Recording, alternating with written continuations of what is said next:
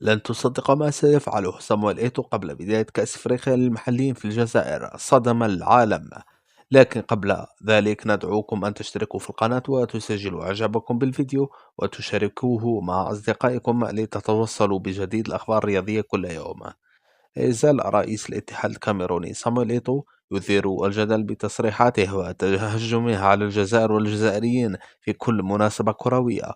آخر خرجاته هو تهديده بمنع مشاركة المنتخب الكاميروني من المشاركة في كأس إفريقيا للمحليين التي ستقام بالجزائر شهر جانفي القادم، حيث صرح الأخير لوسائل إعلام كاميرونية قائلا: على الكاف حماية البعثة الكاميرونية التي ستغادر البلاد نحو الجزائر، لأني صراحة لا أثق في هؤلاء الجزائريين.